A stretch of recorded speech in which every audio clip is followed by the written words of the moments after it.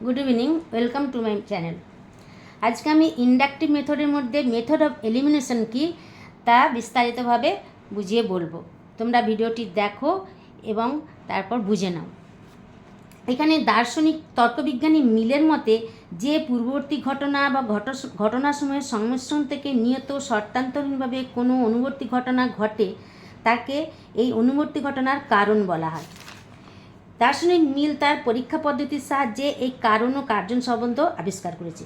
মিলের এই পরীক্ষা পদ্ধতি হচ্ছে 5 প্রকার: অন্বয়ী পদ্ধতি, ব্যতিরিকী পদ্ধতি, অন্বয়ী ব্যতিরিকী পদ্ধতি, সহপরিবর্তন পদ্ধতি ও পরিশেষ পদ্ধতি।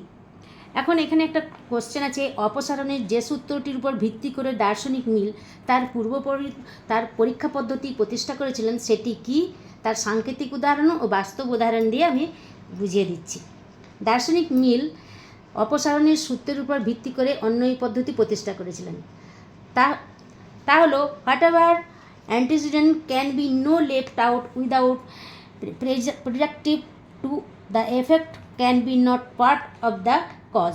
অর্থাৎ যে পূর্ববর্তী ঘটনাকে বা ঘটনার অংশকে বাদ দিলে কার্যের কোনো ক্ষতি হয় না, সেই পূর্ববর্তী ঘটনা বা ঘটনার অংশ ওই কার্যের কারণ হতে পারে না। এখানে একটি সাংকেতিক উদাহরণ দিয়ে আমি দেখে দিচ্ছি। একটা পূর্বগামী ঘটনা, একটা অনুগামী ঘটনা। Capital A B C, small A B C, capital A D E, small A D E, capital A F G, small A F G. এই দুটি দৃষ্টান্তের মধ্যে দেখা গেল এই ক্যাপিটাল এ আর স্মল এ এই ঘটনা দুটি সমানভাবে উপস্থিত আছে। অন্যান্য ঘটনাগুলির পরিবর্তন হচ্ছে, কিন্তু এই ঘটনাগুলি যেহেতু অন্যান্য ঘটনাগুলি বাদ দিলেও বা অপসারণ হলেও এই ক্যাপিটাল এ এবং স্মল এ সবসময় সমানভাবে উপস্থিত আছে, সেহেতু এই ক্যাপিটাল এ হলো স্মল এর কারণ বা পূর্ববর্তী ঘটনা।